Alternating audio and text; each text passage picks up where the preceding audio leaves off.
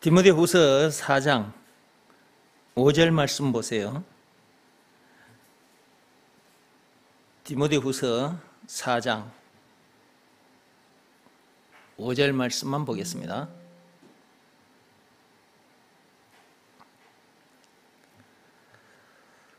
너는 모든 일에 신중하여 고난을 받으며 전도자의 일을 하며 내 직무를 다하라. 거기 보면 전도자라는 말이 있어요. 전도자. 하나님께서 누구를 전도자라고 하시느냐? 예수가 그리스도라는 것을 믿으라는 말씀에 순종하여 하나님의 자녀가 된 사람들, 그 중에서도 예수가 그리스도라는 것을 가르치고 전하는 일을 하는 사람, 그 사람을 전도자라고 하는 것입니다. 그러니까 일단 예수가 그리스도라는 것을 제대로 알아야 하고 그것을 믿으라는 말씀에 순종해야만 합니다. 그래야 그 다음 단계로 나아갈 수 있어요. 여기서 말하는 그 다음 단계는 방금 앞에서 말씀드린 예수가 그리스도라는 것을 가르치고 전하는 일, 그런 일을 하는 사람이 된다 그 말이에요. 그러려면 말씀을 들어야 되겠죠. 무슨 말씀을 들어야 되느냐? 그리스도의 말씀을 들어야 돼요. 로마서 10장 17절에 있습니다. 예수가 그리스도라는 것이 믿어지는 믿음은 말씀을 들어야 되거든요. 무슨 말씀을? 그리스도의 말씀을 들어야 예수가 그리스도라는 것이 믿어지는 믿음을 하나님으로부터 받게 됩니다. 그것이 가장 큰 선물입니다. 그거보다 큰 선물은 없습니다. 왜 이것이 가장 큰 선물이고 가장 귀한 선물이냐 하면 이것 하나로 하나님의 나라를 누릴 수가 있어요. 죄와 마귀와 죽음 문제를 비롯한 인생의 모든 문제를 이길 수 있어요. 요한일서 5장 4, 5절 말씀대로 된단 말이에요. 찬송가 357장 노랫말처럼 된다고요. 영생도 얻게 되고요. 요한복음 3장 16절 사망에서 생명으로 옮겨집니다. 요한복음 5장 24절 영생은 물론 천국을 비롯한 하나님의 모든 부활을 소유한 하나님의 자녀, 천국 시민권을 가진 천국 백성으로서 그 어디서나 하늘나라를 누리게 돼요. 빌립보서 3장 20절, 요한복음 1장 12절, 고로새서 2장 3절, 찬송가 438장 노랫말처럼 무엇 하나로 그렇게 엄청난 복을 누리게 된다고요? 믿음. 아무런 것에 대한 믿음이 아닙니다. 율법으로도 안 됩니다. 예수가 그리스도라는 것이 믿어지는 믿음. 이거 하나로 그렇게 엄청난 복을 누리게 돼요. 해결하고자 하는 죄와 마귀와 죽음 문제를 비롯한 인생의 모든 문제 답 얻고자 하는 영생은 물론 천국을 비롯한 하나님의 모든 보화, 이것 예수가 그리스도라는 것이 믿어지는 믿음, 이거 하나로 이렇게 엄청난 복을 누리게 된다. 그러니까 믿음이 가장 큰 선물이고 가장 귀한 것이다. 이렇게 알기까지는 시간이 좀 걸려요. 사람마다 시간차가 있습니다. 어떤 사람은 이것을 좀 빨리 감아채고 빨리 받기도 하고 어떤 사람은 늦게 갖게 되기도 하고 늦게 그것을 갖게 되는 사람들을 좀 도와줘야 돼. 자꾸만 들려줘야죠. 들어야 하나님으로부터 믿음을 받게 되니까. 이것은 제가 여러분에게 하는 말이 아니고 하나님의 말씀입니다. 로마서 10장 17절에 있습니다. 예수가 그리스도라는 말이 뭐냐 했을 때는 이제 이걸 제대로 알아야 되겠죠. 여러분은 잘 알고 계시는데 또 들어보십시오. 예수가 그리스도라는 말은 예수가 죄와 마귀와 죽음 문제를 비롯한 인생의 모든 문제의 답이라는 말이고, 영생은 물론 천국을 비롯한 하나님의 모든 보화라는 말이고, 길이요 진리요 생명이라는 말이고, 왕 제사장 선지자라는 말이고, 우는 자의 위로 없는 자의 풍성 찬송가의 총 20가지가 있는데 20가지라는 말이고, 그러니까 예수가 그리스도라는 말이 이렇게 엄청난 말이란 말이에요. 이것이 믿어지는 믿음. 이것은 이런 말씀을 들어야 하나님으로부터 받게 된다. 그것을 받게 되면 너무 감사해서 하나님께서 시키신 일을 하게 돼요. 요한복음 6장 28, 9절 말씀대로 하게 된다고요. 예수가 그리스도라는 것을 믿으라는 말씀에 자기 마음이 무릎 꿇고 엎드리게 돼요. 그 일을 하게 되어 있습니다. 너무 감사해서 그냥 마음이 저절로 팍 꼬꾸라집니다. 그 상태에서 주여 감사합니다. 영혼 깊숙한 곳에서 감사 찬송이 올라옵니다. 그러므로 일단 그리스도의 말씀을 들어야 된다. 듣다 보면 하나님으로부터 예수가 그리스도라는 것이 믿어지는 믿음을 받게 된다. 그것보다 큰 선물은 없다. 너무 큰 선물을 받았기 때문에 감사해서 마음이 저절로 무릎 꿇고 엎드리게 된다. 그것이 예수가 그리스도라는 것을 믿으라 말씀에 순종한 상태인 것입니다. 순종했더니 어떤 일이 일어나느냐? 앞에서 말씀드린 그런 놀라운 일이 자기에게 일어나요. 죄와 마귀와 죽음 문제를 비롯한 인생의 모든 문제에서 자유케 되고 이기게 돼요. 영생은 물론 천국을 비롯한 하나님의 모든 보화를 소유한 천국 백성으로서 그 어디선 하늘나라를 누리게 돼요. 그렇게 놀라운 일이 일어난다니까. 저도 예수가 그리스도라는 것을 믿으라 말씀에 순종해서 이렇게 놀라운 일이 일어난 거예요. 그러니까 나는 더 이상 문제될 것도 없고 더 이상 부족함이 없다고 말하는 거예요. 나보다 행복한 사람이 없다고 신명기 33장 29절 말씀 그대로 나보다 행복한 사람은 없다. 사람들 앞에서 나는 정말 행복한 사람이라고 이렇게 자랑을 하고 산다 이 말이에요. 이렇게 행복하게 살아야 그 다음 일을 하게 됩니다. 이런 사람이 돼야 전도자로 살게 돼요. 자기에게 아직도 문제가 있거나 부족함이 있으면 자기에게 있는 문제, 그 부족함을 해결하기 바빠요. 남을 돌아볼 여유가 없어요. 육적으로도 마찬가지입니다. 여러분들이 가진 것이 많아야 눈에 보이고 손에 만져지는 것들을 말합니다. 육적인 것, 세상 것들. 그것들을 가진 여러분들이 많이 가져야 다른 사람들에게 베풀 수가 있어요. 다른 사람을 도와줄 수가 있어요.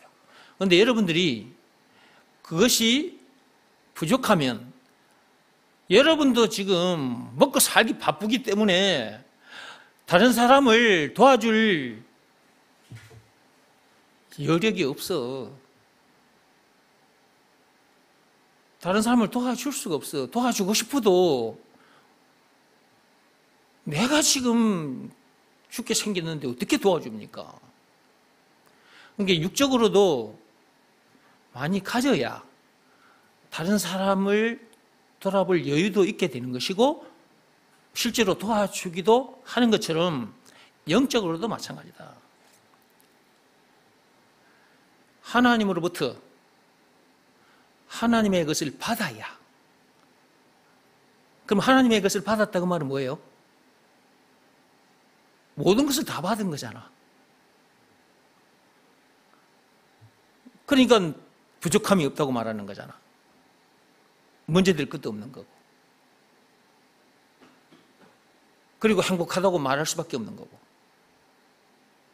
이런 사람이 되어버렸기 때문에 다른 사람을 돌아볼 여유가 생기는 거예요.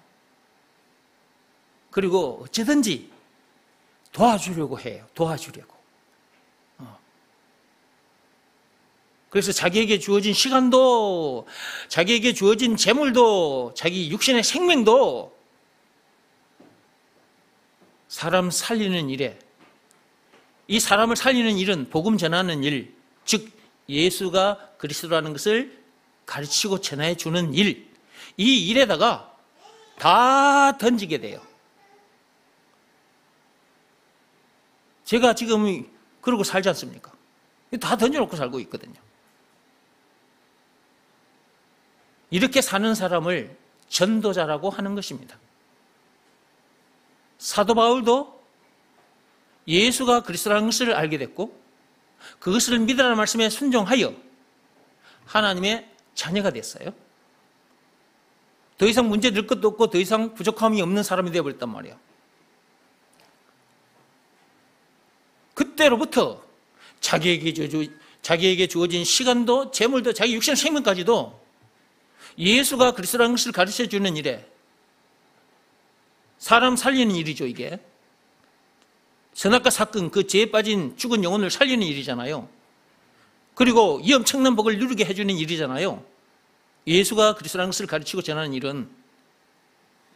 아니, 사도 바울이 예수가 그리스도라는 것을 가르치고 전하는 일에 모든 것을 다 던져버린 거예요. 자기에게 주어진 시간, 재물, 자기 육신의 생명까지도 다 던져버린 거예요. 사도 바울도 그렇게 됐고 저도 그렇게 됐어요. 저는 사도 바울을 따라가지 못할 줄 알았어요. 성경을 볼 때마다 와, 사도 바울 정말 대단한 사람이다. 야, 이 사람을 언제 따라잡겠냐 이런 생각이 들었는데 저도 예수가 그리스도라는 것을 믿으라는 말씀에 순종했더니 그렇게 되더라고요. 아, 예수가 그리스도라는 것을 믿으라는 말씀에 순종하면 되는구나 하는 것을 제가 알았어요. 그래서 여러분 앞에 예수가 그리스도라는 것을 자꾸 가르쳐 주는 겁니다. 듣다 보면 예수가 그렇게 엄청난 분, 한마디로 그리스도라는 것이 믿어지는 믿음을 여러분이 하나님으로부터 받게 되니까. 그것이 최고의 선물이라고 그랬잖아요. 그 선물을 받아야 더 이상 문제될 것도 없고 부족함이 없다고 자기가 고백하게 되거든요. 그러니까 이제 나머지 시간, 주어진 재물, 자기 육신의 생명까지도 그냥 복음 전하는 일에, 예수가 그리스도라는 것을 가르치는 일에 다 이렇게 던져버리고 살게 된단 말이에요. 이렇게 사는 사람을 전도자라고 하는 거예요. 사도 바울도 전도자고, 저도 전도자고, 디모데도 전도자고. 사도 바울이 디모데에게 적어 보낸 편지가 디모데 전서요 후서입니다.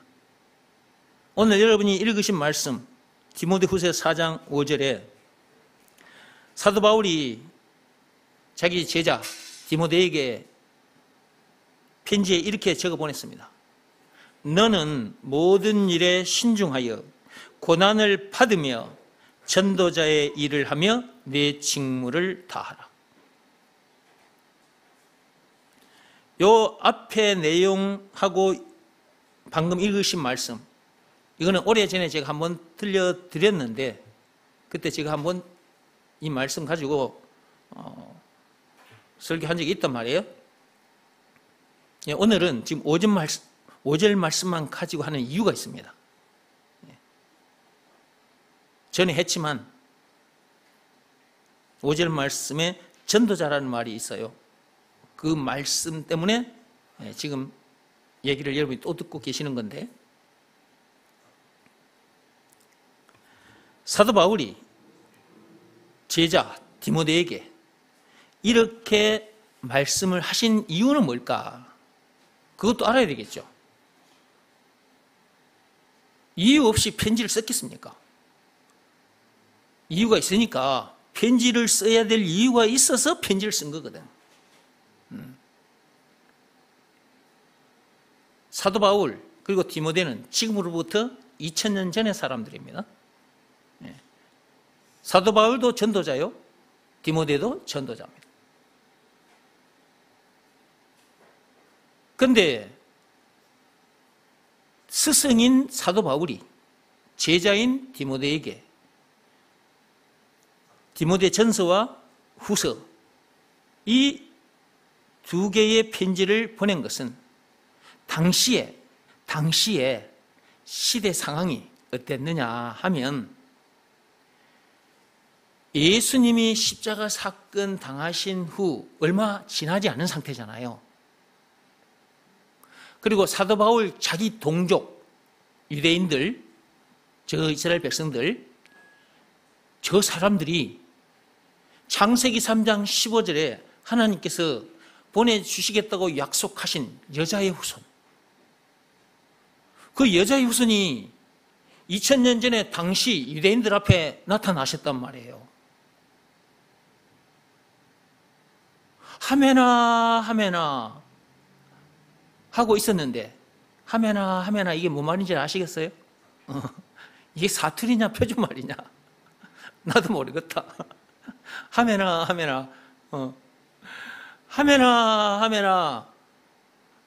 오실까 기다리고 있었는데, 진짜 그분이 당시 유대인들 앞에 딱 나타난 거예요. 근데 그분을 여자의 후손이라는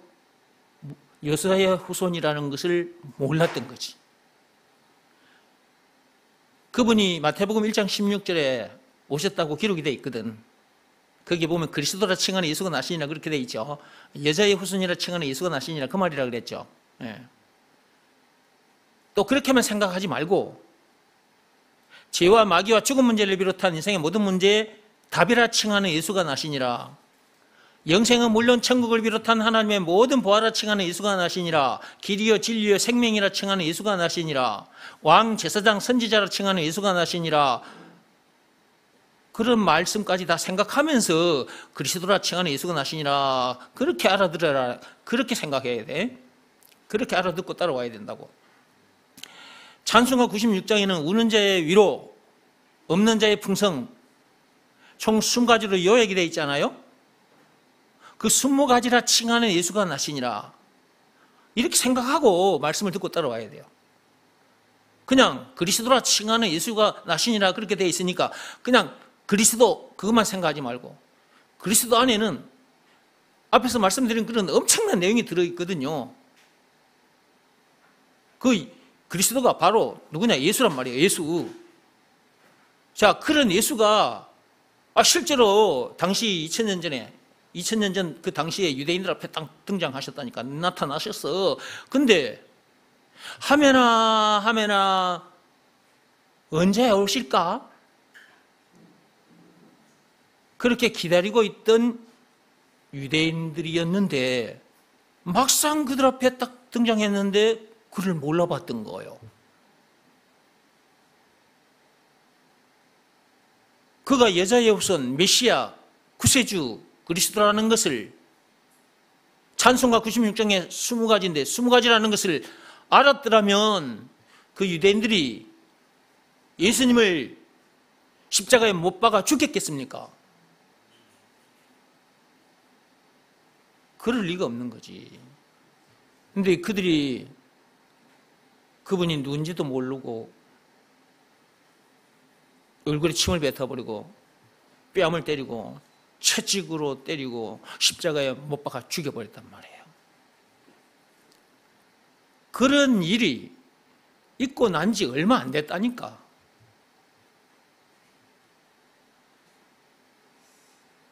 그리고 이제 막 예수님의 제자들을 통해서 복음이 전해지기 시작한 때였어. 그러니까 같은 동족이지만 예수님의 제자들 그리고 사도 바울, 자, 이 사람들과 복음을 모르는 나머지 유대인, 저 같은 동족인데 저 같은 동족 유대인들, 이들로부터 예수님의 제자들과 이 사도 바울은 어떤 취급을 받았겠습니까? 이런 걸 다 생각하면서 이 말씀을 듣고 따라가야 돼요.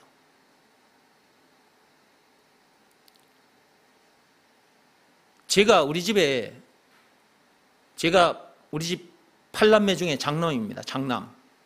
장남인데 내가 처음 예수 믿었을 때 우리 집에 부모님과 내 7명의 동생들은 예수 안 믿었거든요. 어느 날 내가 예수를 믿게 된 거예요. 제 아버지는 저를 원수로 여겼습니다. 명절이 되면 사람들이 다 부모님 댁으로 모이잖아요. 너는 오지 마 이랬습니다. 나를 보고 너는 오지 마.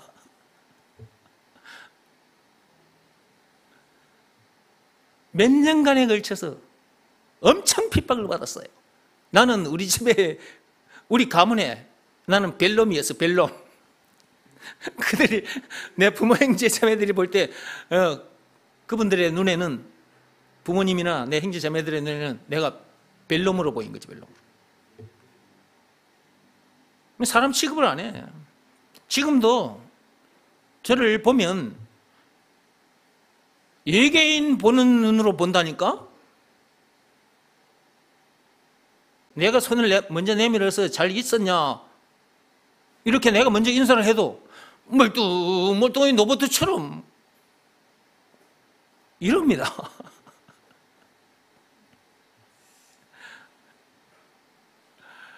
(2000년) 전에 예수님의 제자들이나 사도 바울이 자기 동족들인 유대인들에게 그런 취급을 받았다니까요.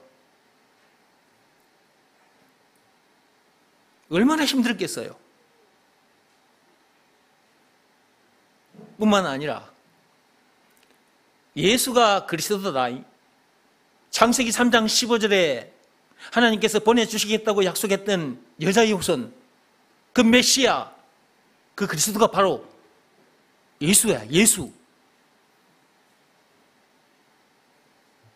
이렇게 전해줘서 받아들인 사람들이 한 사람, 두 사람 생겨나는데 어느 시점이 되면 자기 동족들이 들어와가지고, 자기 동족들이, 율법 아래에 있는 자기 동족들이 와서 예수만 믿어도 되는 게 아니다. 예수는 그냥 선생에 불과해. 메시아 아니야. 여자의 후손 아니라니까? 그 말 듣고 따라가다가는, 그 예수 말 듣고 따라가면 큰일 나. 그런 말을 들으면 흔들려가지고 나가버리는 거예요. 이런 일이 생겼다 이 말이야. 당시 시대 상황이 그렇다 그 말이야. 이제 복음이 전해지던 시대였기 때문에. 그리고 봐봐요. 하나님의 이 성경을 들고, 이 말씀을 들고 오실 메시아를 기다렸음에도 불구하고 그 메시아가 오셨을 때 몰려봐 버리고 그 메시아를 죽여버렸잖아요. 유대인조차도 그렇게 캄캄한 상태에 있는데 나머지 이방인들은 어떻겠습니까? 이런 것까지 다 생각해야 돼. 당시 시대 환경이 그랬다고요. 이런 상태에서 사도 바울이 복음을 전하고 다녔던 것이고, 또 사도 바울을 통해서 디모데도 또 복음을 받게 되고 어느 날 전도자가 된 건데, 그 자기 제자인 디모데에게 시대 상황이 그러하니 정신 바짝 차리고 너는 전도자다. 전도자니까 전도자의 직분에 최선을 다해라. 주변에 있는 사람들이 나타나서, 주변에 있는 사람들이 내 곁에 와서, 이전에 내가 복음을 전했을 때 제자들이 와서 속이고 데리고 나간 경우도 있으니까 너도 그런 경우 봤지? 지금은 이제 디모데에게 하는 거예요. 너 지금 전도자로 세워졌으니 네가 앞에서 봤던 상황이 네가 전도자로 서 있는 그 현장에도 일어날 거다. 그러므로 어떻게 해라? 그 뒤에 말씀 보세요. 어떻게 해라? 네 직무를 다하라. 오늘날 우리들에게도 해당하는 말씀입니다. 이 말씀은 2000년 전에 디모데에게만 해당하는 말씀이 아니에요. 오늘날 우리들에게도 해당하는 말씀이에요. 지금 이 시간에 하나님께서 저와 여러분들에게 이렇게 말씀하신다 생각하고 들어보시기 바랍니다. 너는 모든 일에 신중하라 했어요. 자, 여러분들 모든 일을 신중하게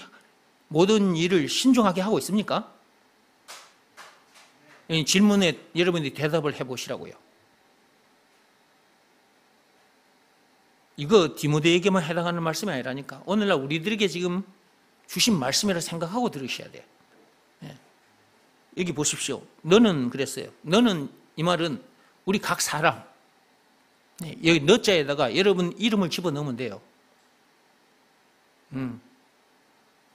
너는 모든 일에 신중하라는 거야.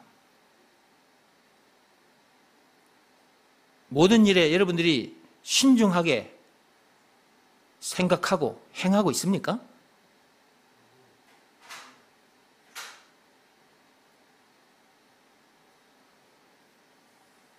내가 복원된 여러분들이 다 그렇지는 않은 것 같습니다. 제 눈에도 그렇게 보인다면 하나님 눈에도 더 확실하게 보이시겠죠. 하나님의 눈에는 더 확실하게 보이겠죠.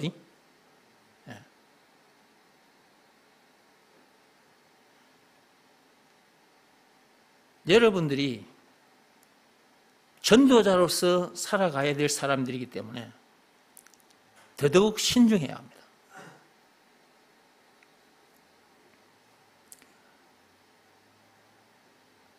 제가 여러분보다는 한 걸음 앞선 사람으로서 여러분들에게 이렇게 하세요, 저렇게 하세요 라고 부탁을 하면 여러분들이 그대로 하면 좋은 결과를 얻을 텐데 여러분들이 그렇지 않더라고요. 그러면 좋은 결과를 얻게 되는 것이 아니라 안 좋은 결과를 얻게 돼요. 제가 신중하게 생각해서 여러분들에게 어떤 때는 이렇게 하세요. 또 어떤 때는 저렇게 하세요. 이렇게 하는데 돌아서자마자 여러분들은 여러분 마음대로 해버리더라고요.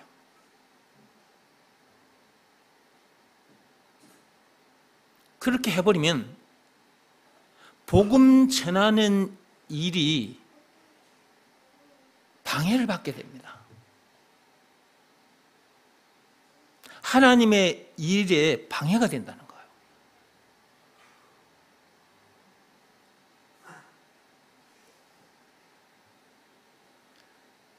저는 여러분들에게 여러분들이 신중하지 못한 그 모습을 볼 때 제가 그렇게 하면 안 돼요. 그렇게 하지 마세요. 이렇게 하면 여러분들이 안 했으면 좋겠는데 여러분들은 해버리더라니까요.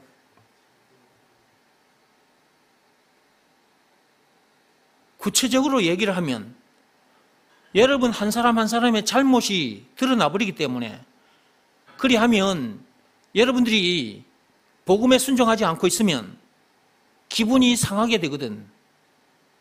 그런 사람이 있을까 봐서 구체적으로 얘기를 하지 않겠습니다. 이 정도만 얘기해도 여러분이 감을 잡아야 되는 거예요.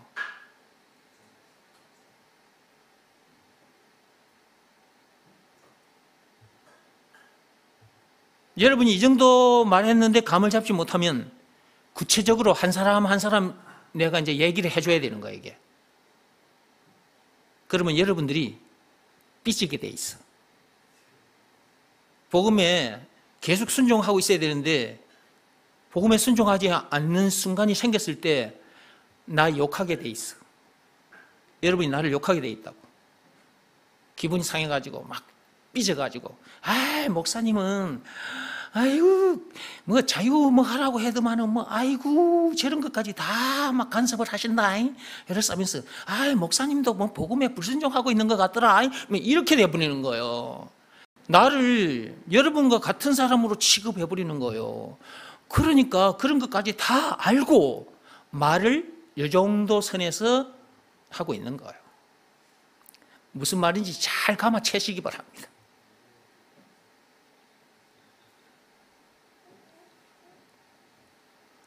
그리고 교회에서 여러분들이 이렇게 일을 해나가는 데 있어서 목사가 일단 여러분보다 가진 것도 없고 배운 것도 없다 할지라도 일단 하나님 목사를 세워놨어요. 그러면 교회 일을 해나가는 데 있어서도 여러분들이 목사가 어떻게 생각하는지도 생각하면서 일을 해야 돼요.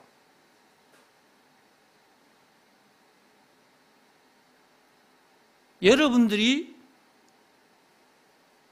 마음대로 일을 이렇게 하겠습니다 하고 여러분들이 그냥 그렇게 해버리면 목사는 교회 전체를 보고 가는 사람이라서 이러면 안 되는데 하는 순간순간들을 제가 보게 되거든요.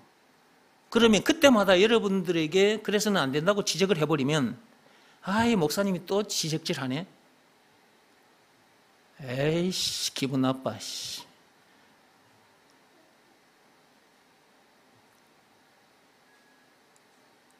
이렇게 될 수도 있기 때문에 그때마다 말을 안 하는 거예요.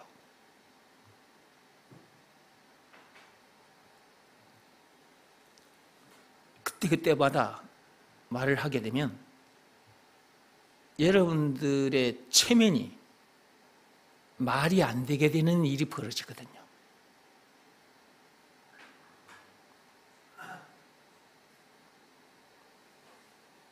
그런 것까지 다 생각하면서 신중하게 제가 움직이고 있어요. 그렇다는 것을 여러분들이 알아주시기 바랍니다. 이렇게까지 말을 안 해도 여러분들이 세상적으로도 이 정도들 나이를 드셨으니까, 나이를 먹었으니까 이렇게 말하는 게 맞나? 나이를 먹었으니까. 네.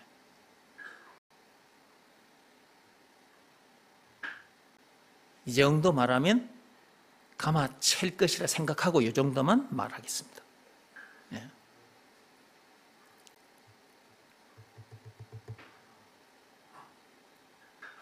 오늘 여러분들에게 들려준 이 말씀은 여러분 기분 나쁘라고 말하는 게 아닙니다. 복음 전하는 일에 방해가 될 수 있기 때문입니다.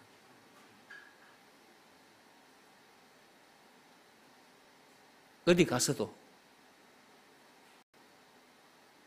그 사람이 괜찮습니다, 괜찮습니다, 뭐 그리 하셔도 됩니다, 그리 하더라도 절제해야 될 부분에서는 절제를 해야 되는 겁니다.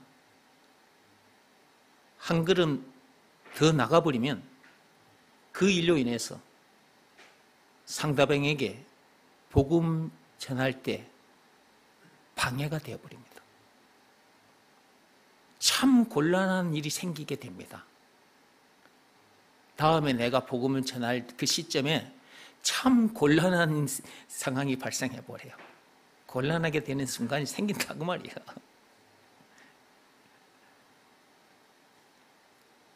이러한 부분들은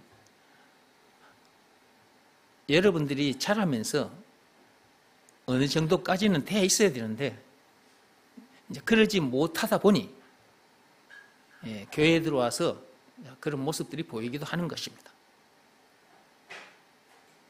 그러니까 하나님께서 이렇게 불러내서 이런 교육도 하고 계시는 것입니다.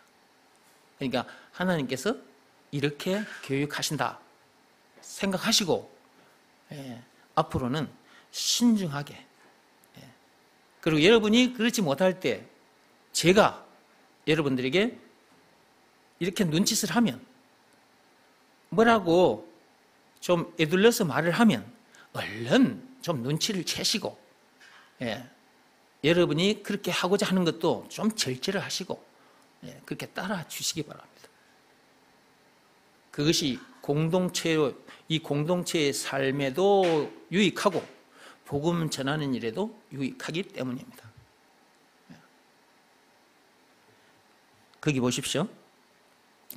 너는 신중하여 그랬는데 가운데 들어있는 말이 모든 일입니다.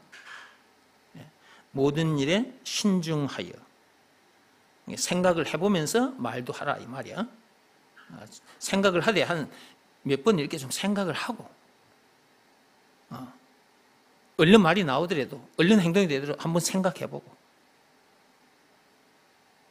한번 딱 생각해봐. 그냥 곧바로 하지 말고. 왜냐 그러면 우리가 몇십 년간 살아오면서 곧바로 해왔던 삶이 있어요. 그 삶, 그 습관이 있어요. 버릇이 있습니다. 그런데 말씀은 이렇게 신중하라고 하셨지만 우리들이 그렇게 살아온 시간들이 많아요. 그래서 어느 순간 이 말씀을 들어도 어느 순간 자기가 살아온 대로 그냥 해버리게 되는 거예요.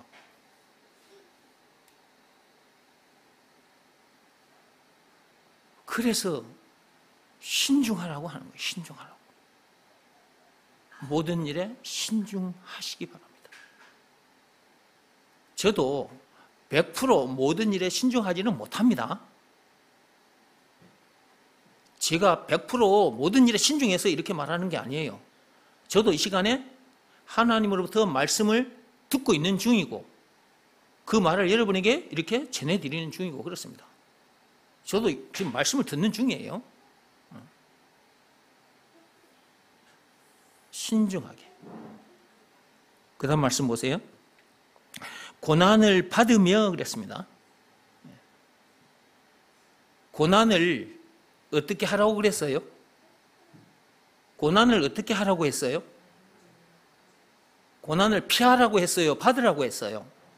이게 중요한 겁니다. 이 말씀 하나하나가 다 이유가 있거든요.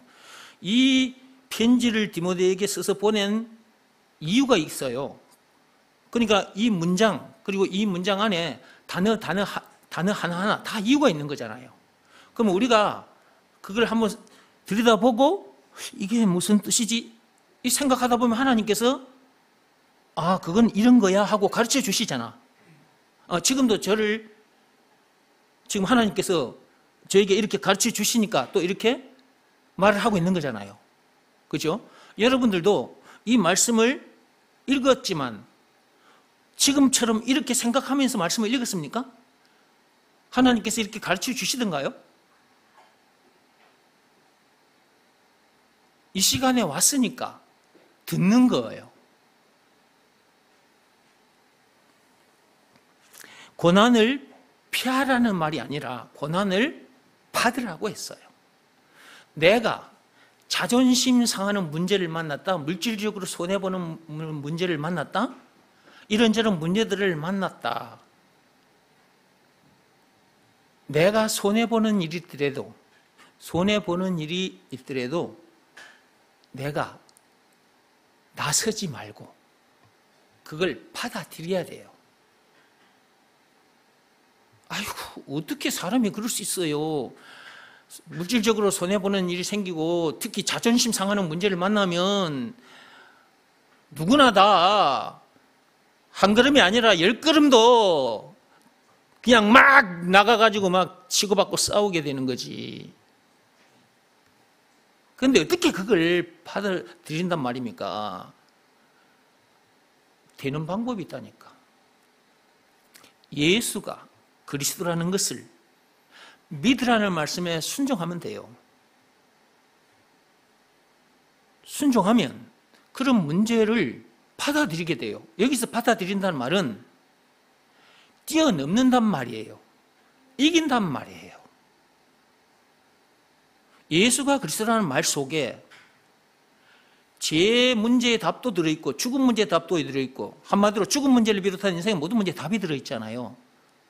예수가 그리스도 모든 문제의 답이라는 것을 믿으라는 말씀에 순종하면 그 앞에 있었던 문제, 그 문제를 뛰어넘게 되잖아요. 이기게 되잖아요. 문제는 답으로 이기는 거예요. 답으로. 우리 힘으로 이기는 것이 아니라고요. 우리 힘으로 그 문제를 그 문제를 이기려고 싸우다 보면 여러분이 지칩니다.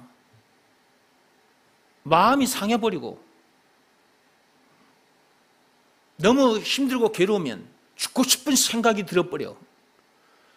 그러다가 한 발만 더 나가면 진짜 자기 스스로 목숨을 끊어버리는 거예요. 복음 전하는데 유익할까요? 안 유익할까요? 그렇게 하고 있는 모습을 세상 사람들이 봤어. 그러면 복음 전하는 일을 방해한 거예요? 아니면 복음 전하는 일에 유익한 거예요? 방해한 거죠.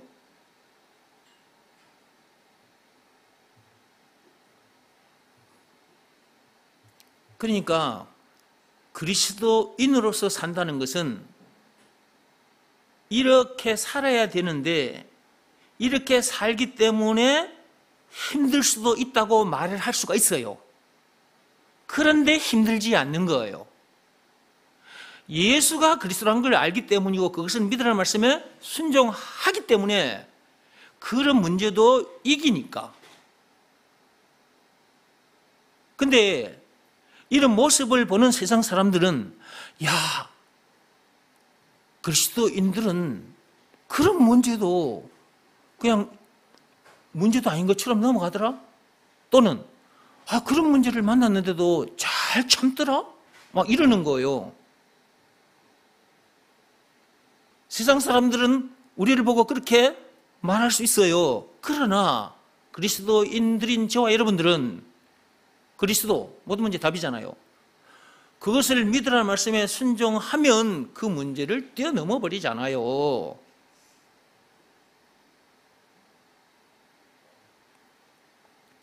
그러니까 남들이 봤을 때는 그 문제로 인해서 그 문제 때문에 힘든 시간을 고난의 시간을 보낸다 할 수 있겠지만 하나님 안에서는 아무것도 아니다 그 말이에요. 이런 말씀을 들어야 알게 되는 거고 순종함으로 그런 사람이 되는 거고 그러니까 말씀을 들어야 되는 거예요. 나도 알아. 그러면 안 되고 계속해서 겸손히 말씀을 드려야 돼요. 듣다 보면 또 몰랐던 것을 알게 되고 또 몰랐던 것을 알게 되고 내가 지금 이런 상태로구나. 여기서 내가 한 걸음 더 나가서 모든 일을 신중하게 하면서 또 고난도 피하는 것이 아니라 받아들이고, 여기서 받아들인다는 말은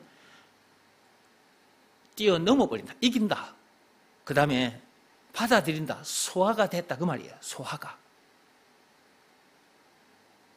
무슨 말이냐 하면, 육적으로 말해서 음식을 먹었다 했을 때 음식이, 단단한 음식은 우리 몸에 들어가면 소화가 얼른 안 되잖아요. 그렇죠?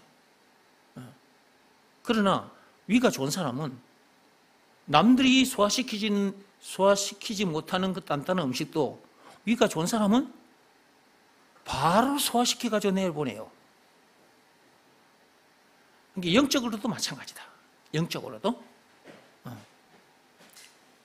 예수가 그리스도라는 것을 제대로 알고 그것을 믿으라는 말씀에 순종하는 사람은 어떤 고난, 어떤 문제를 만나도 그것을 받아들이면 소화가 되고요. 소화가.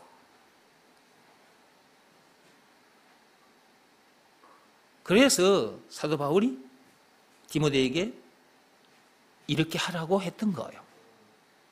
이것은 예수가 그리스도라는 것을 아는 사람들끼리 하는 말이에요.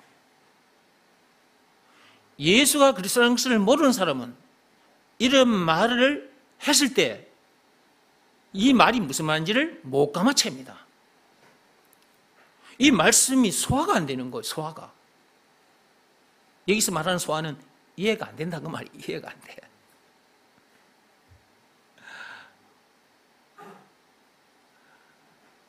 그러니까 하나님 앞에 나와서 말씀을 계속 들어야 된다. 들어야 이전에 몰랐던 것을 알게 되고, 알게 됨으로 그 다음 단계로 나가게 되고. 자, 오늘 말씀으로 돌아와서 정리하고 마칠게요.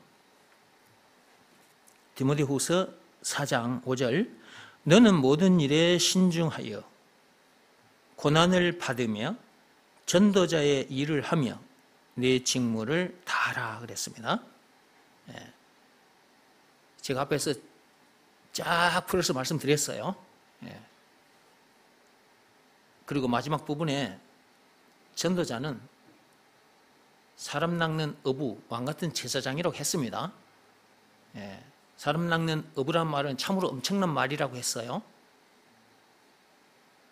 이 세상 사람들은 물론이고 공자나 석가모니 저런 사람들도 전부 다 우리들 발 밑에 있는 것이라고, 사람 낚는 어부 발 밑에 있는 것이라고. 그들을 낚아 올리는 위치에 있는 사람들이라고 말이에요. 그러니까 엄청난 존재들인 거예요. 이런 존재라면 이런 존재로서의 직무를 잘 감당해야 돼요. 그 뒤에 말씀 보세요. 내 직무를 다하라. 이 직무에 최선을 다하라, 그 말이거든요. 어떤 환난과 어려운 핍박이 닥치더라도 예수가 그리스도라는 것을 믿으라는 말씀에 순종하여 그것을 뛰어넘고 이기고, 또는 받아들여서 소화시켜버리고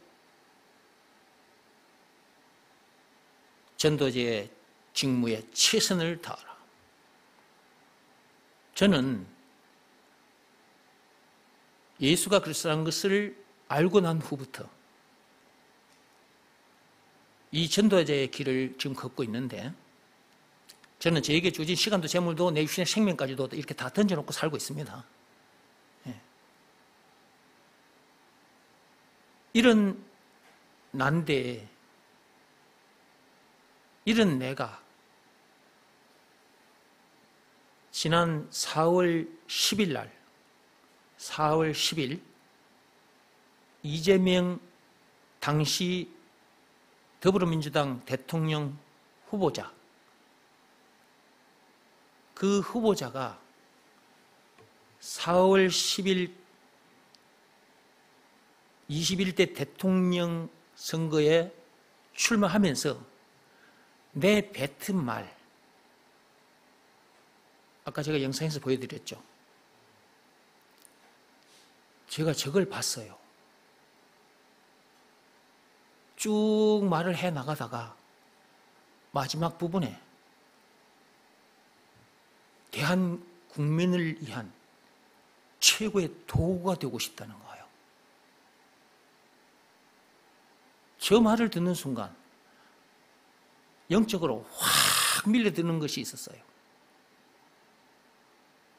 물론 저는 오래전부터 예수가 그리스도라는 것을 가르치고 전하는 일에 나에게 주어진 시간도 재물도 내 육신의 생명까지도 다 던져놓고 살고 있는데, 전도자의 이 직무를 최선을 다해서 하고 있는데, 그리고 하나님 앞에서 제가 항상 기도하는 내용이 뭐냐, 하나님의 일에 최고의 도구가 되기를 원합니다. 이렇게 기도하면서 그렇게 살고 있거든요. 근데 이재명 당시 대통령 후보자가 저런 말을 하는 거예요.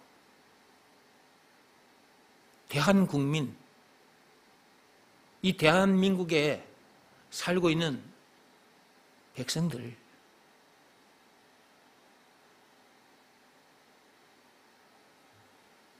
대한국민들을 위한 최고의 도구가 되고 싶다.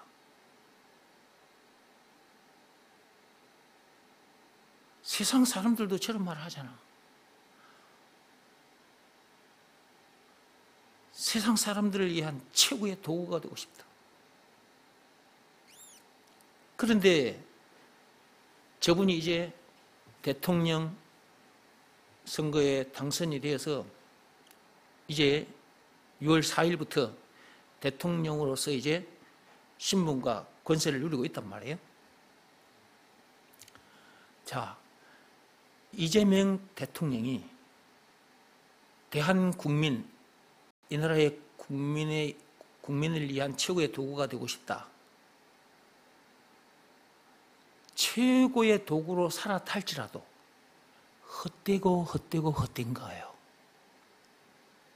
솔로몬 왕처럼 세상 온갖 부귀영화를 누린다 할지라도 헛되고 헛된 삶이라니까. 전도서 1장 2, 3절에 있어요, 이 말씀이.